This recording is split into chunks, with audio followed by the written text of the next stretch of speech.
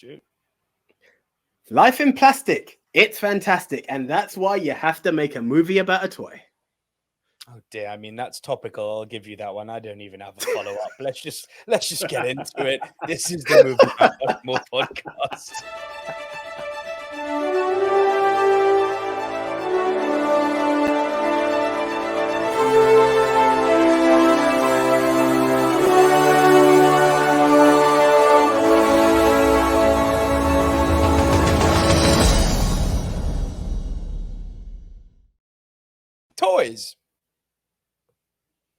Toys.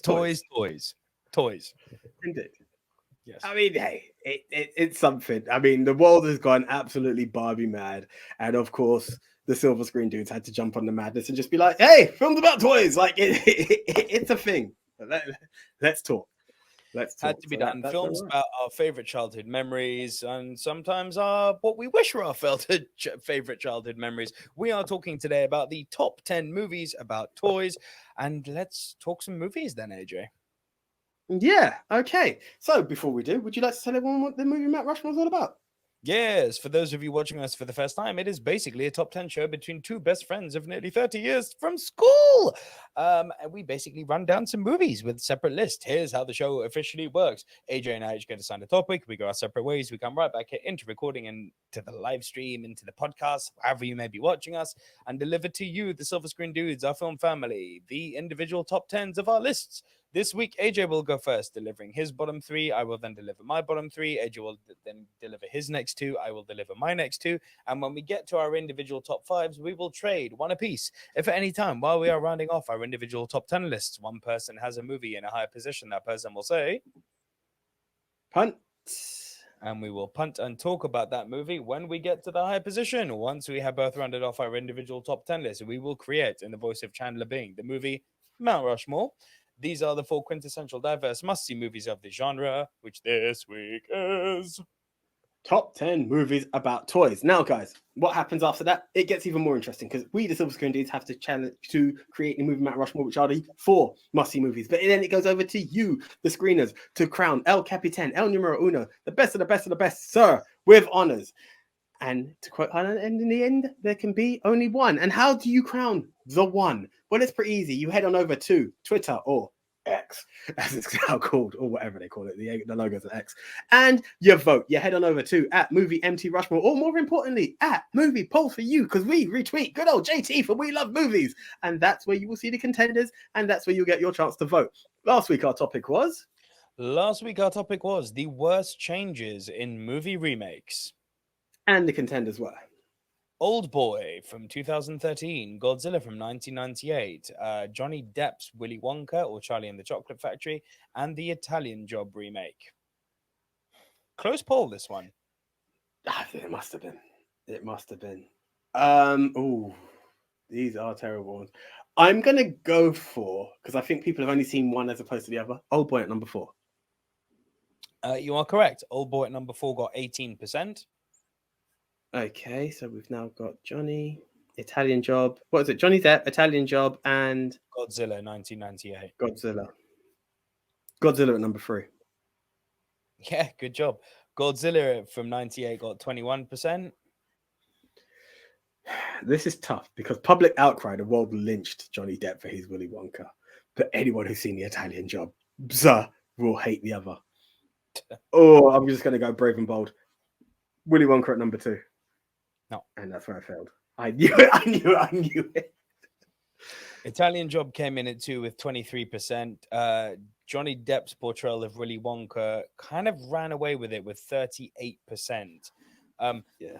What was interesting is that despite the fact that so many people voted for it, there were still some comments that were from Simon Brisebois said, interestingly, I have more fondness for Johnny Depp's version of Willy Wonka than Gene Wilder's. Roald Dahl himself disliked Wilder's performance because he felt that the actor was a bit self-centered and acting like he was the only one who made the movie and story. Mrs.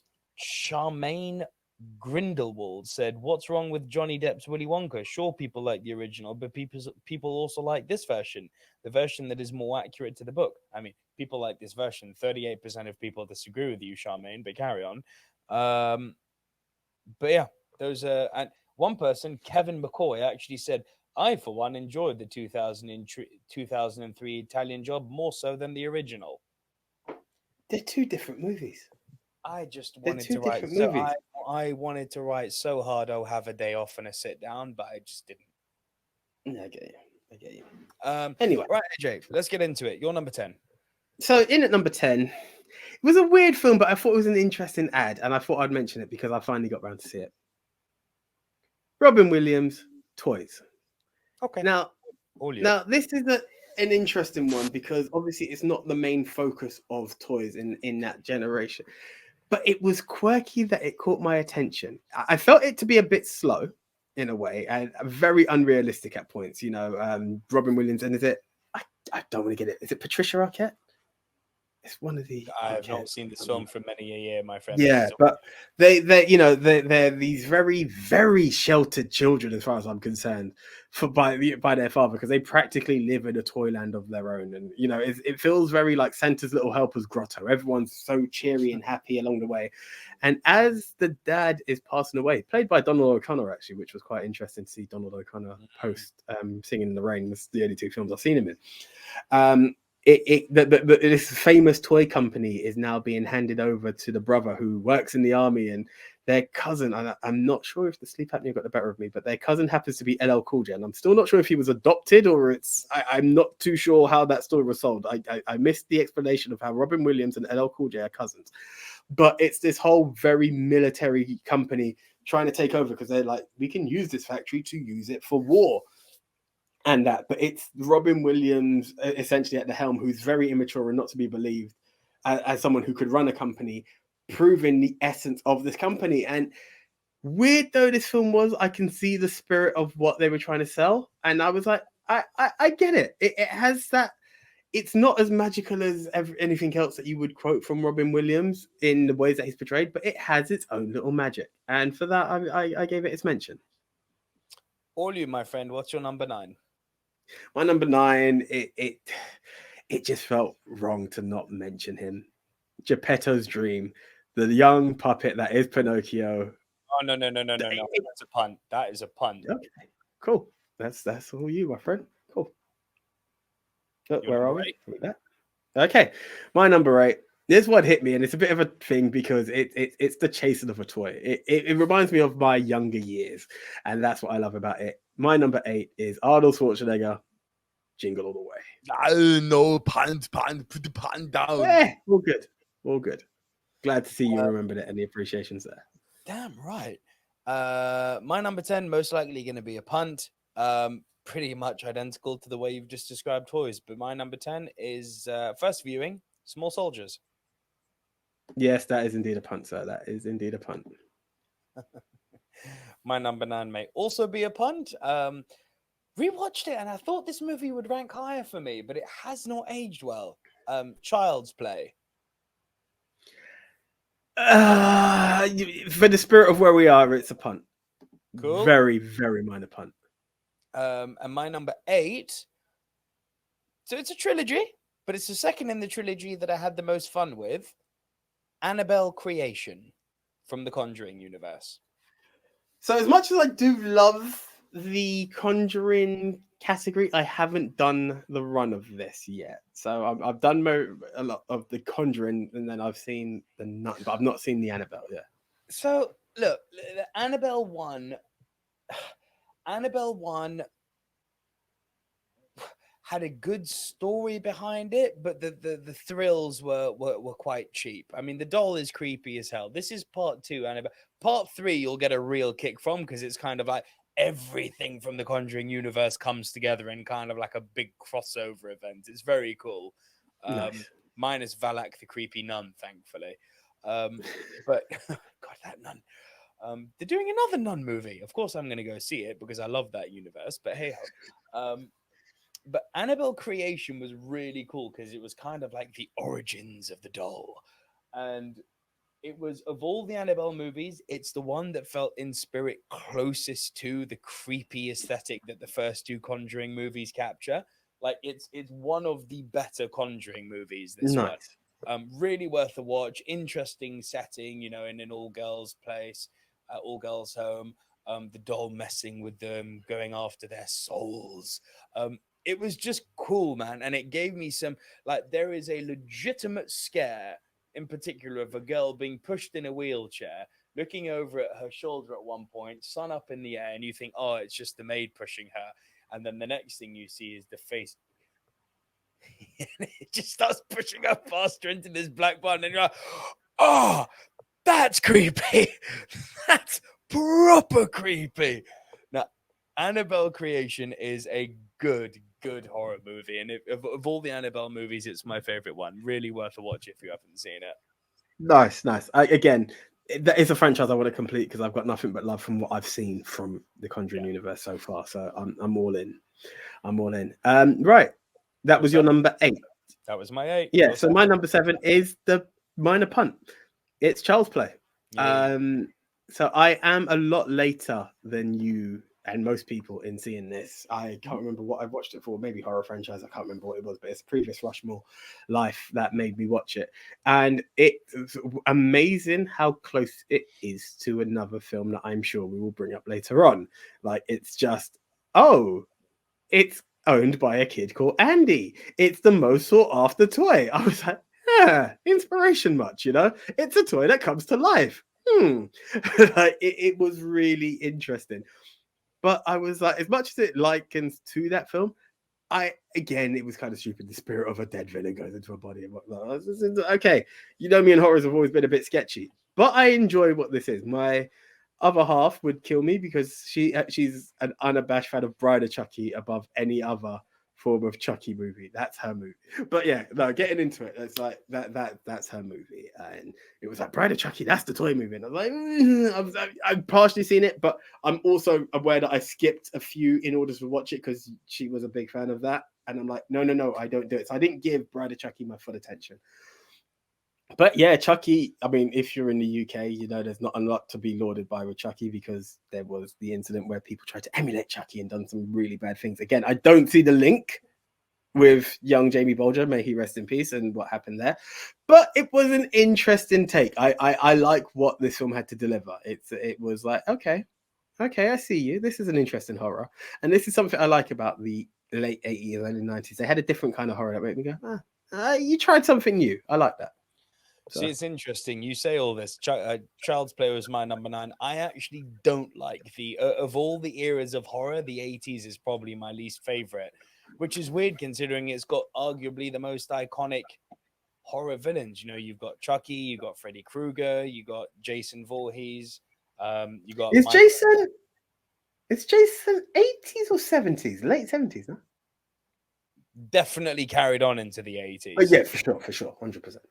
Jason Voorhees, Michael Myers, that could be 70s though as well. Halloween, I might be wrong, but that kind of, every villain is going to be a slasher villain. Like, slasher horror has just never been my jam because it's just so like, okay, there'll be some gross out deaths. Okay, they'll find out who the slasher is and it'll be somehow intrinsically linked to them. And here's how you kill it. And there we go. And now we've got a sequel. It's like, they're so formulaic. And that's why I like, things like The Conjuring, which just flip things on their head and be like, nah, you ain't seen nothing like this before. It's like, that I admire. Jaws. Yeah. Good horrors, Don't Look Now. Child's Play, I mean, I rewatched it for the purpose of this podcast. Boy, it's aged. I mean, Brad Dourif puts in a good performance, but for me, this isn't even a horror anymore. I know that's its official category. I was looking at this like a comedy, to be honest. I was like, it's lols. It's lols. It's like, just throw him in the fire. Like, he ain't scary. I'll pick up the doll by the freaking ankle. Come on now. I get it. There's Chucky and there's Valak the Demon Nun. Like, trust me, one of these things is scary. Point.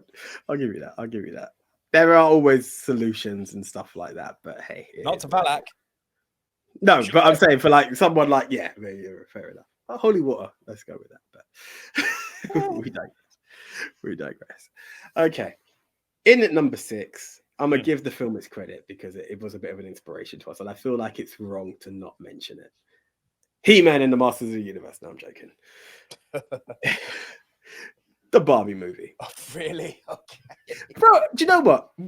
I give it credit because Barbie movie, and this is the God's honest truth, I pictured it in the same breath as what I would have pictured the Spice Girls movie and stuff like that. People who aren't necessarily got a backstory, but you're going to create a film out of it, and it just becomes all out stupidity.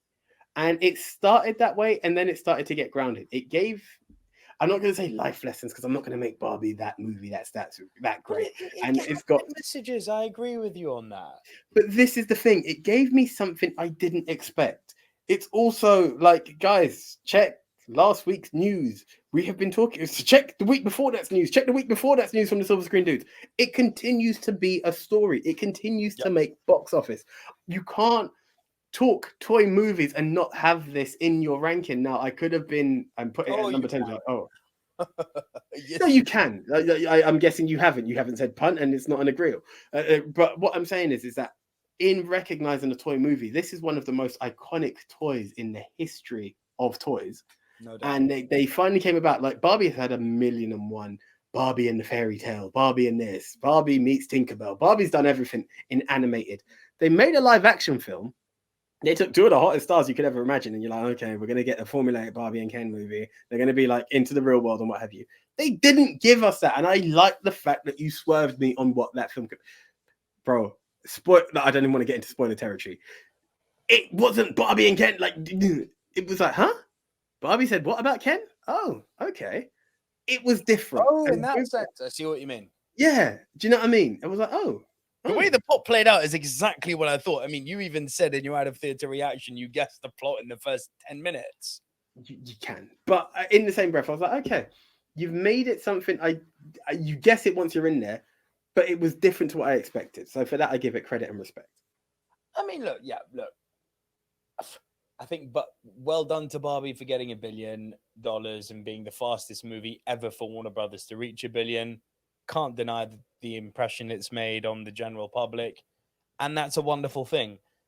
I don't dislike the movie, but I genuinely do think this is going to be the next Black Panther in the way that no one disliked Black Panther, but there were people like you and me who have years on been like, it was fine. It wasn't life-altering, but it was fine. You can get away with that because of your darker complexion. There's a South Park episode for you out there, bro. But it's fact. I say Black Panther was fine, and people are like, racism. It's like, oh, just a movie critic, just a movie pundit, just saying my opinion. Wasn't really thinking about the color of the lead character. So those goddamn crackers in Barbie. Come on now. It's not that deep. And it's going to be the same thing with Barbie. I'm going to be, in a few years, I'll be like, Barbie really wasn't that good. And then people will give me the boring answer, which is, oh, but it made $1 billion. I'm like, that's great. The Transformers nearly all made $1 billion. Money at the box office is never a sign of the quality of a film. A Prayer Before Dawn didn't even get a wide cinema release. You're going to tell me Barbie's better than A Prayer Before Dawn based on box office? Shush. Come on now. Don't be silly. Box office is not a reflection of quality, but it is a reflection of how people have responded to it. And the fact that they've responded well to it, great. I'm not responding negatively to it, but I'm saying now, before it becomes trendy to say it, Barbie's fine. Oh, listen, Barbie's not the greatest movie released. I will agree with you. Barbie is not the greatest movie. It's not even the best $1 billion movie to be released this year. And there's only been 2. There we go. Fair enough. I haven't seen the second. I haven't seen the first, shall I say, so I can't comment. Oh, it's good. Oh, it's good. I'm ready for it. I just haven't seen it. That's all it is. But hey, what can we do? So yeah. That was your 6, yeah? Yeah. AJ, put the cookie down now. My 7 is Jingle All the Way. I love this film. Such a great film. It's such fun. I don't care how cheesy it is. I don't care how like low brow, low budget it is. I don't care. Arnold, outside of an action role, just trying to be a normal Joe Schmo, failing to be a dad, and all he wants to do is get his kid this unfindable toy on Christmas Eve. Sure, count me in. And guys, you got to remember, watching this film, this is pre-Amazon. Chops. This is the thing. Arnold can do comedy really well. just like Chris Hemsworth. They've got comedy chops, these guys. They do indeed. They do indeed. Yeah, Arnold just made me laugh so much in this. I mean, the put the cookie down is such a funny line. Do you know the line that sticks out to my brother and I? He got two, which shows that whole frenzy for the lottery for the Turbo Man doll. That's the line that I always see. I love it. Also, I'm going to say it again. Arnold Schwarzenegger should be the one to take over from David Attenborough narrating the BBC documentaries. I could picture it. It'd be quite fun. Look here. Come on. Look over here. Look at the little bumblebee. Look at the bumblebee getting the nectar from the flower, making the yummy in the tummy. Come on. Get the nectar. Come on, little bumblebee, making the buzz. Do it. I mean, yeah, why not? Yeah, I love Jingle All the Way. Fantastic movie. If you've got a family, this is perfect for you. And it's, do you know what? I would have said it's of a time gone if it wasn't for the PS5. It's that most sought after item at Christmas, and it's just, to quote Avatar, unobtainium.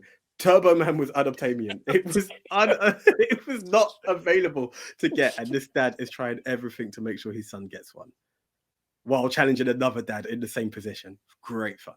Played by Sinbad, he of Good Burger fame. What? No, of Jingle All the Way and the Sinbad show. I can't quote Good Burger for Sinbad. That was just be wrong. Hanging with Mr. Cooper. Like the whitest brother I've ever seen.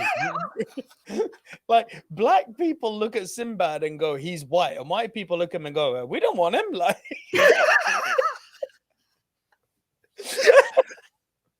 Poor Sinbad. I actually really like Sinbad, but he just doesn't fit anywhere. He's the biggest. Are you allowed to say the UT word still? I mean, yeah, you can. I mean, is he? I mean, is he? He's like a white Urkel. Like, look at him. Man wears his jeans above his belly button. You trying to tell me he's not a white boy? Come on now.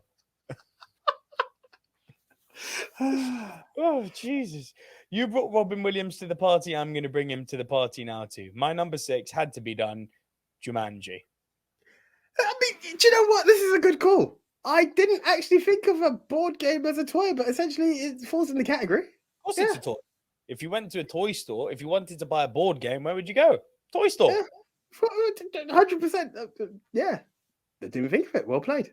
Yeah, Jumanji completely falls into this category for me. We spoke about it a few weeks ago with Matt from Bigger Movie Pod, so I'm not going to dawdle on it too long, but a game for those who seek to find a way to leave their world behind. You roll the dice to move your token, doubles gets another turn, and the first player to reach the end and scream Jumanji wins. Problem is, every time you roll the dice, things from deepest, darkest, nasty, I guess we're going to call it Africa, but deep, dark, nasty, horrible jungle. We call it jungle. It's just the jungle. Nasty jungle. Not the stupid jungle from the Rock and Kevin Hart's movie. Proper jungle. Nasty animals come out. Lions, big mosquitoes, troublesome monkeys, crocodiles, monsoons. What else was in there? Lots of stuff. Bad stuff. But yeah, it's a horror movie for kids, essentially. That is the key line I was going to drop. It's amazing what we grew up on. You don't get that dark nowadays, and I find it sad, but it's the truth. You just don't get people going that dark like that, and it's a shame because it was absolutely great. Cannot wait to show this to Leia. Freak her out. Take her to the zoo and then show her Jumanji. His fangs are sharp. That's your taste. Your party better move post taste. Doom. Like, still sends shivers down my spine. It scared me as a kid. That. All right, that was my 6. So your number 5. So, when you done your Arnold Schwarzenegger taking over David Attenborough, what was the yummy in the tummy? Make the bumblebee come on. There we go, and that's exactly who I've gone for, bro. Bumblebee at number 5. I know why you've done this. I'm putting a disclaimer out now. No Transformers movies for me, because these movies were based off of a toy line that became like action hero characters. For me, none of these movies are about toys. Well, you've gone down that route. I get why you've gone down that route. I accept it for the same. put it this way, it's about a toy. Now, it's the same as I joked about He-Man. He-Man and the Masters of the Universe does not acknowledge He-Man as a toy.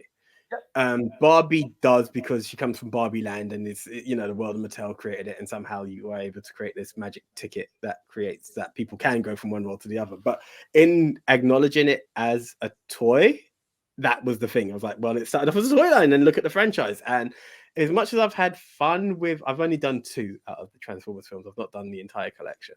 Wow. Nothing will outdo the excitement I saw on your face and how true it felt in terms of looking at a Transformers movie. Again, I've not even seen the animated one, but it just felt that way. It's not because, hey, big wrestling fan, John Cena was in it, and Haley Steinfeld, who I've only seen in that and like her music to a degree. But I just felt like this film gave you something. It stinks 80s, which was really nice. So stinks. You know, it's a nice smell to just inhale and take it all in. And the way they just honor the past and build, as much as they're a reboot, they soft rebooted it to be like, well, this is why he's here before the rest of the Transformers come. You know, so if you wanted to connect it to that previous world, you can, but you don't have to if you don't want to, because it also changes it. It just felt really cool. And I just remember, and again, it's the only Transformers film I've seen in the cinema, and it was such a great experience, you know. And you didn't catch Beast Wars this year? No, missed it. Oh, dude, it's good. Yeah, no, it was just life. Life just got the better of me, and I just for the films of 2023, I have a lot of catching up to do. Like, there's not been a lot of cinema viewings for me. You only got like 4 months of the year left, bro. All right, it will be done, because hey, this is what I do. But yeah, it was fun. It was fun. And for that, I need to acknowledge it. And again, the impact of Transformers, that this toy line, and again, this is 80s, 90s for you, you know. This is what they've done. We create He-Man, and then we create everything that comes with it. We create the Transformers, and here's everything that comes with it. Here's the cartoon, here's the movie. It's like, take it. Where He-Man doesn't really exist anymore, the Transformers sure as heck do. And, you know, give them their props. This is the best film that they've had. I mean, I haven't seen the entire catalogue, but I enjoyed this. So after we heard Ravage, eject. How bad was the bruise on your arm when I grabbed you? I think I'm still healing. I think I may still be healing. Oh God, there's very few times I've been so happy from a geek perspective. This is going to sound weird. That for me is up there with Assemble. It really. But it can be. And these are the moments that we have to appreciate in life, where you look back and just feel like, ooh, it just gives you a little something. It gives you a little something somewhere, and you got to appreciate it. Oh, God, it worked for me. So that was your 5, yeah? Yes, sir. Okay. My 5, going a bit somber here. I've brought it up once before. The Beaver with Mel Gibson. So this was actually on my list. I just didn't get around to watching it, because I remember you bringing it up the last time. AJ, it's superb. It is so good, this movie. If people, what's freaky to me is that people are still in doubt about how good Mel Gibson is. Like, it seems the waters have got muddied, again, quoting Andy Hart with the court of public opinion, but it seems the waters have got muddied because of all the proven Mel Gibson controversy, which he has repented for and made amends for. So for me, I've moved on. If he's willing to change, I'm willing to forgive him. He really brought his A game to this dude. Like, I'm a massive Mel Gibson fan. I think he's a superb actor and an even better director, which is saying something. But I mean, this is one of his career best. It's not Lethal Weapon or Braveheart, but he is so good in this.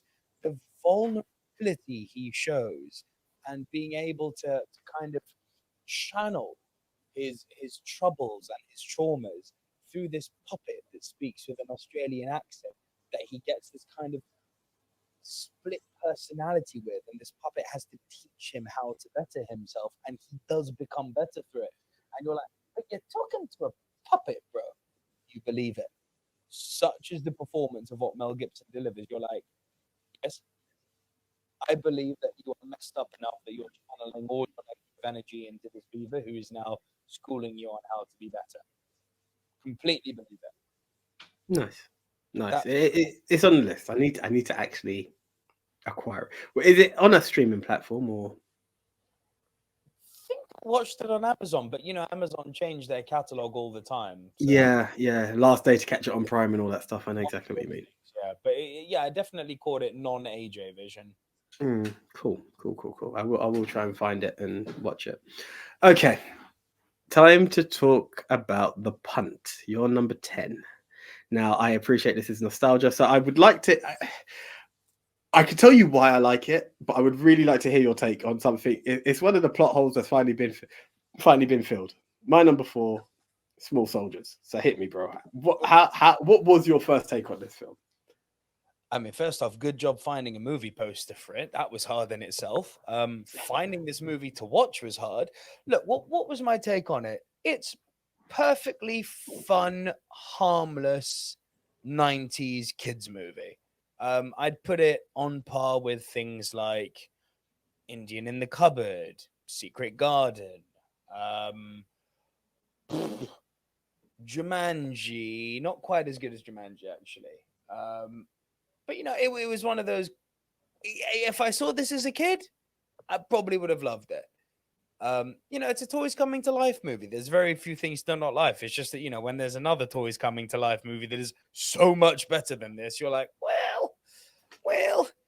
The thing that really stuck out, it was nice seeing Kirsten Dunst in an early role. You know, I'm a big fan of Kirsten Dunst. I've always really liked her. I mean, the thing I loved was Tommy Lee Jones as Chip Hazard. Yeah. That worked so well. Civilian, swear your allegiance. That actually made me laugh, and then he shoots the little kid with a little pellet. That works. But you know, the way you described toys earlier, how's the plot different from that to Small Soldiers? It's like, oh, military want to control toys with these super chips. It's like, yeah, seen this in a movie somewhere before.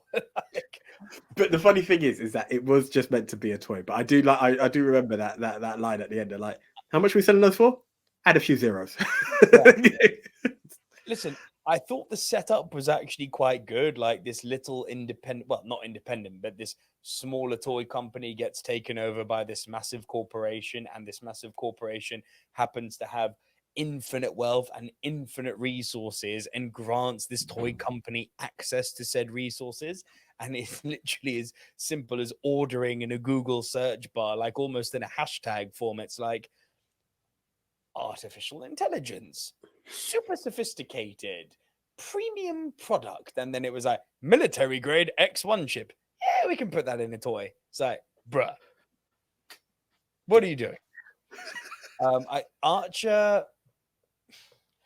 The problem it was for me was Archer. I actually thought he was quite dry as a character. It's like, greetings. What was it? Adam, now shut up. Or it's like, yeah, okay. The Gorgonites aren't the most exciting. Even the one who's a bit zany is there. Slamfist is lovable but boring as well. It's movie.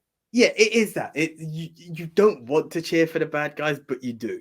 And then you understand when the good guy, spoiler, we learned to win. Like it's there, but it is Chip Hazard. You know, the Commander Elite are so BA that they even convert Barbies to their army. Like it's mad what they do. You know, like they go all in to convert and just build their army, and that's the thing. But it was just, I think. Another thing behind this is the even having a PlayStation game. The PlayStation game makes you appreciate the Gorgonites a lot more than the film does. The film is very much, I'm cheering the bad guy and I shouldn't be. This is PS1 era then we're talking, aren't we? Yeah, it's a PS1 game, but awesome game. See, absolutely. When I'm paying £100 a year or whatever it is for PlayStation Premium, they really should give me access to the PS1 and PS2 catalog as well as the PS3. This is the truth, especially hidden gems that never got evolved into it. You know, I've got a friend who, shout out to Maria, she was a major fan of like Pirates of the Caribbean. And yes, you can find that. I know it was on PS Now. I don't know if it's there available now, but there are games that are just there. Bro, Scarface. Did you ever play Scarface on PS2? It was like the last great game that came out before the PS2 died.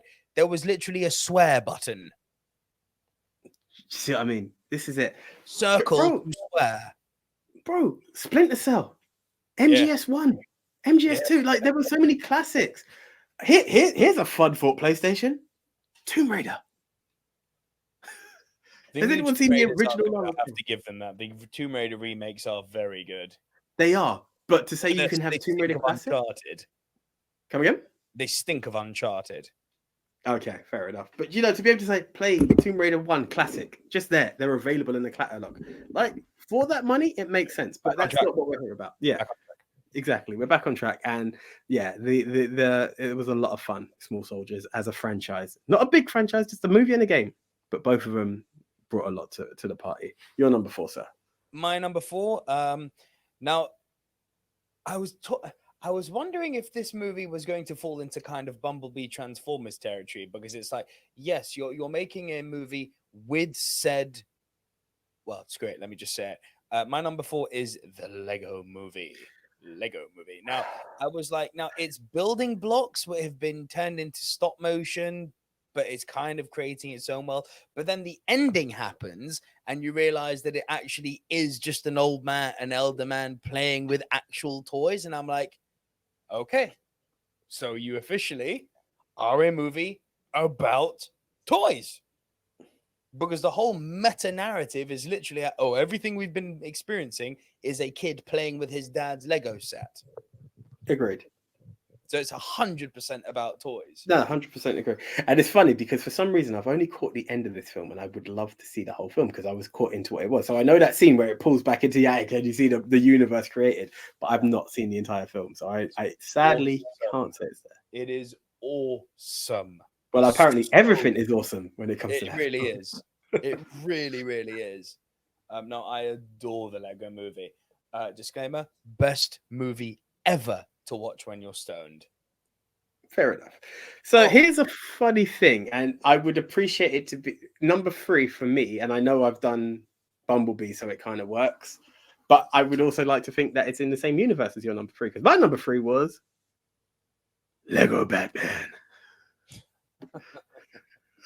And I just remember going to. Did we watch that one together, or did I? No, I went in. We did go together.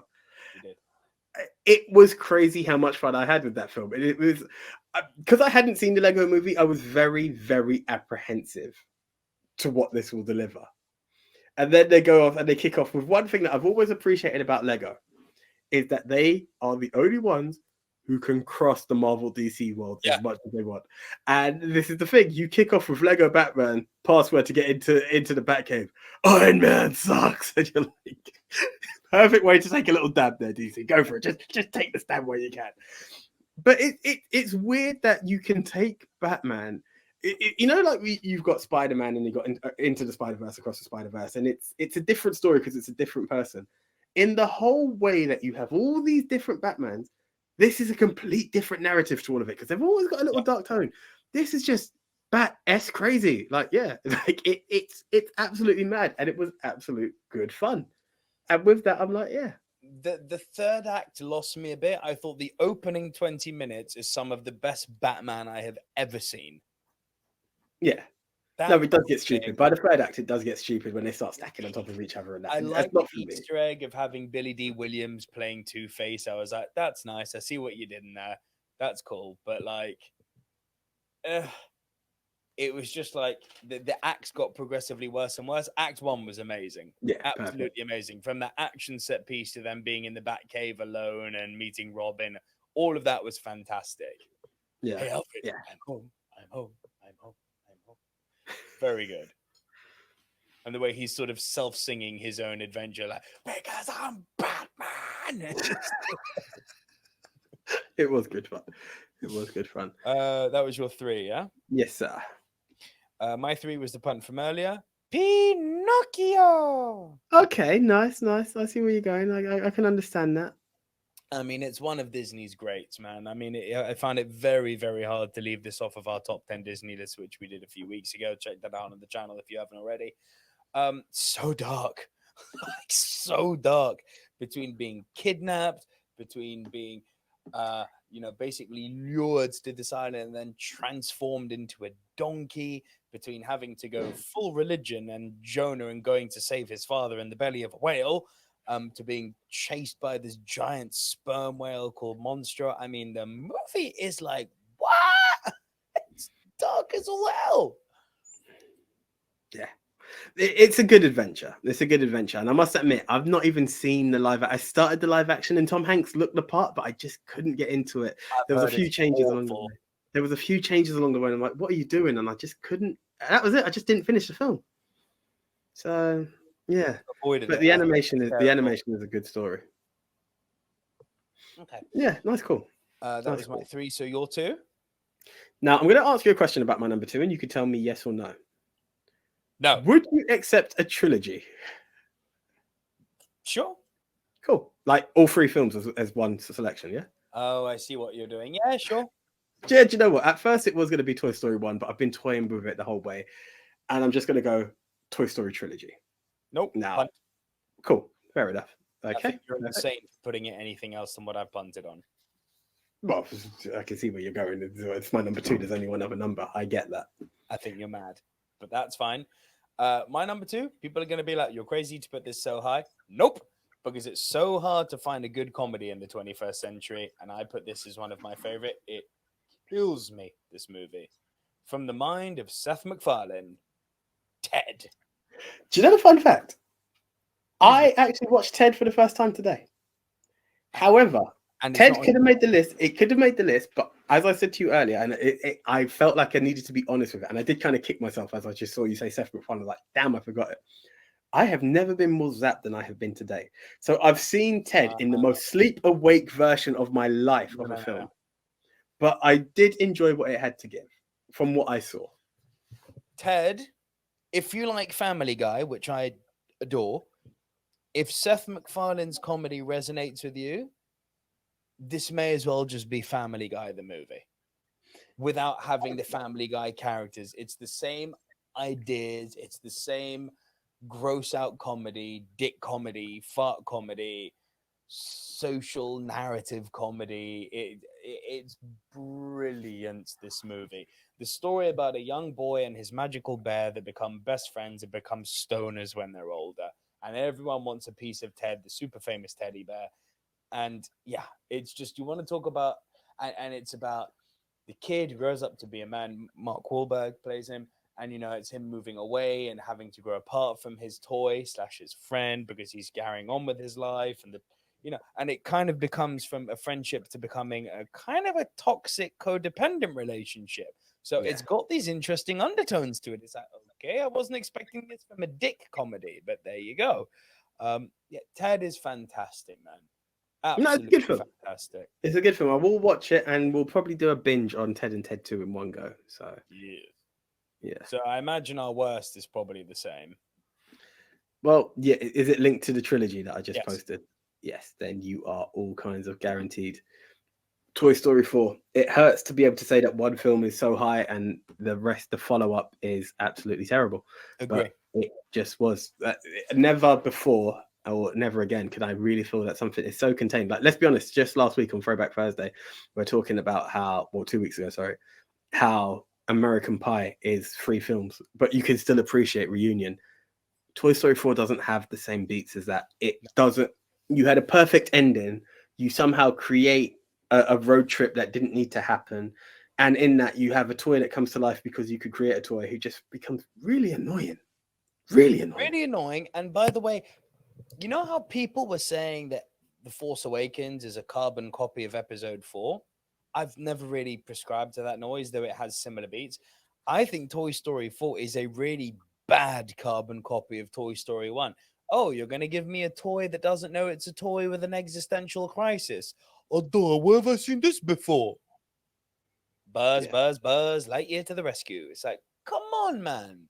You're retelling me exactly the same story, all because you wanted to build on a throwaway line from Toy Story 3, which was only a throwaway line because it was done so as to explain where Bo Peep went, And it was so much more powerful just being under the impression that Bo Peep was given away. That moment in Toy Story 3 where Woody's like, yeah, Bo Peep too, And you see that he's suffering from her loss. You don't need to go and then on a finding adventure and remove that emotional gravitas. It actually, although it's never destroyed 3 because 3 is such a masterpiece, some of the important emotional beats from Toy Story 3 feel less powerful now because of the existence of Toy Story 4. And it's like, why would you do that? You know, this also goes back to a question we were asked last week, and without dragging the time too long, Toy Story's future relies on backstories and origins. Let's get the Roundup Gang. Let's get Lightyear. These are the stuff they needed to do. Toy Story 4 was not needed. You know, someone asked, what would you like to see a franchise of in animation? Continue the animation of Toy Story. Just give us backstories and series. The Roundup Gang sounds fun. Woody's Roundup Gang. Give it to me all day long. Give me Jesse's story. There are so many bits you can do that you didn't need to do this one of Bo Peep gets tough and this, that, and the other. It just didn't hit. It just couldn't hit. Yep. And for that, it would be my worst. That's fair. That's very fair. So your number one then? What is your so number one? You could give it a bit of frenzy into what it is. Now, for someone who doesn't like horror, this film got me, bro. If Ava and Ultron have a love child, her name would be Megan. Bro, this is a decent film. This is a decent film that I missed out on last year. And I'm like, oh, do you know what it gave me? As I said, it's Ava and Ultron. Like, this is their love child, bro. This is their kid. It's such a movie, but it also gives me kind of beats of horror to the degree, and dare I say it, The Invisible Man. Like, you know how that got me? This kind of got me as well. I was in. And I love the way the film starts because it shows you, right? It's not a dancing doll. She has like one dancing. Now, don't get me wrong. Apnea got the better of me. I did not have at some points, but I was like, is this what we're talking about, being a dancing doll? It's not that. This doll, what you see in the beginning is like, it starts off like an advert, and you've got all these, like Furbies, all these little fuzzy creatures and all of this. And this family are talking about why the mum got this kid, why the aunt got the kid this toy. And it's like, well, it's my sister. She works for the company. She gave it away. Then ensues a car accident. And with this car accident, the parents die and the kid's dead. And now she has to live with her aunt. The aunt is in the progress of making this toy. She's trying to create like an AI doll that people can like interact with. And her boss, I believe it's the guy who plays Shang-Chi, or he's in Shang-Chi at least, from what my research has, I haven't gone deep enough. Is the boss is like, no, we need one of these small furry creatures and what have you.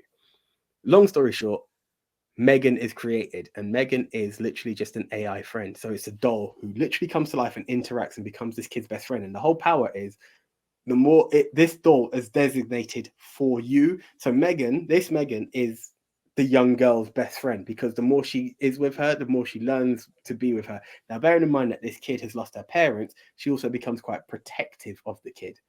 Into anyone who crosses Megan or the kid or the aunt, Megan starts to get a bit protective from.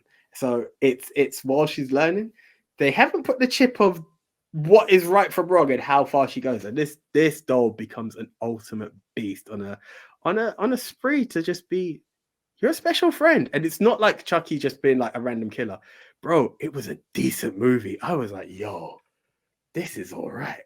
This is all right. It's a Jason Blum movie, isn't it? It's a Blumhouse movie.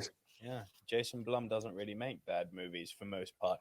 I also want to shout out one of my friends, Anthony Willis, who was the composer on this movie. Oh, nice. Yeah, guy who I grew up with. He's done quite a career for himself out in Hollywood. Good for you. Higher than Toy Story.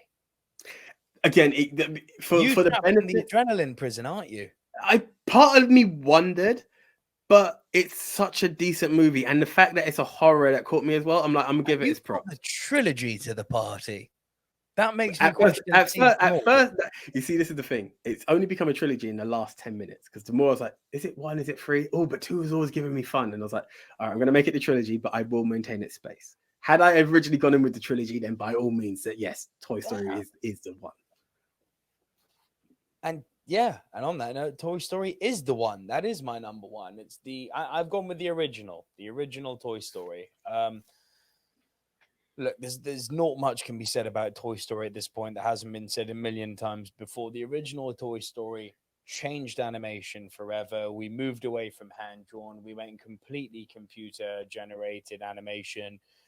It ushered in the glorious world of Pixar, who, for most part, there was a period a few years ago where I said they were the finest studio, not animation studio, finest studio on the planet. They're now one of the finest studios on the planet. They've had a bit of a dip. They need a revival. But this was magic what they captured. This is one of those movies where it doesn't matter. Yeah, the effects, the animations have aged now a bit. You know, now that we've got things like luminous lighting in animations, we've got things like not photorealism. What is it I'm looking for? We've got ray tracing in animations now. We've got texture animations in animations now. So animations look amazing now because of all these new techs we have.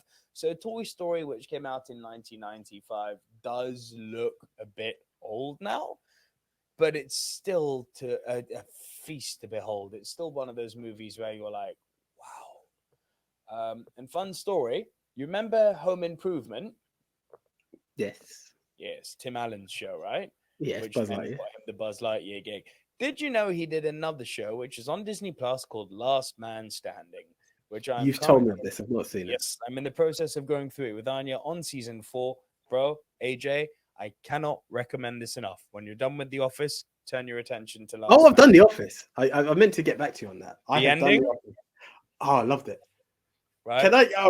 I don't want to deviate. After, I'll talk to you. after. Yeah, I'll talk to you after. I'll talk to you after. Right. Yeah. Toy Story is my number one. If you've seen it, you know what I'm saying. It's deserving of being of number one. So much so that for the Rushmore, I would actually say, let's do the Rushmore of movies about toys, excluding Toy Story, because it's an obvious runaway winner. I could listen to that noise. One last bit I just want to add to the whole Toy Story thing. You talk about how it was the change in animation. How smart of Disney / Pixar to say, with this new animation, we're going to do what every 90s kid is into. We're going to bring toys to life. It was the perfect intro in order to create a new world of animations. And yeah, what a journey it's been. Yep. Okay. So we are saying, now here's the thing. Are we playing the game that we normally play? Because if we are, and I believe it should be in there anyway, because it is an interesting one about Child's Play and Small Soldiers instantly qualify as it were both punted, as does Jingle All the Way. So does Pinocchio. Oh, well, there we are then. I mean, it works. It works. I'm not opposed to that. I do feel like it's interesting that we don't have Megan in there, though. Rules be the rules. Rules be the rules, brother. Okay. The Rushmore is pre-made this week. Let me get the last one in. You've got a note of what they all are? Yeah. Okay, that makes it super easy. To quote Chris from Family Guy, get out of my head! Get out of my head! Ladies and gentlemen, the official Movie Mount Rushmore of movies about toys, in no particular order, is... But excluding Toy Story.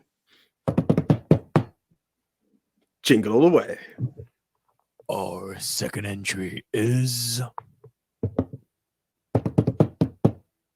Pinocchio. Our third entry is... Small Soldiers. Our final entry into the Movie Mount Rushmore of movies about toys, excluding Toy Story, is... Child's Play. It's weird. It's not the Rushmore I'd have pictured, but it makes sense at the same time, which is kind of cool. So with that, guys, you know what to do. You head on over to @MovieMT_Rushmore. But more importantly, the person we will be retweeting JT from @MoviePolls for you. It's only one vote because it's a retweet. Even though the name has changed, it may be Twitter from X. Yeah, only still get one vote on a retweet. So that's the way. So head on over, cast your vote, and next week we will announce the winner. And also next week, we will be doing the top 10 movies set in London. So do be sure to check us out for the release of that. And do be sure to check out all of our other shows. We should have some more movie reviews up on the channel at this point, as well as our daily news rundowns. Loads of daily movie content for you right here on our YouTube channel. Check us out on other platforms, Instagram, TikTok, Search the Silver Screen Dudes. We're everywhere. And as well as being everywhere, we also out. So until next week, we will see you guys. I'm Nico Lero. I'm the one AJ. See ya. ya.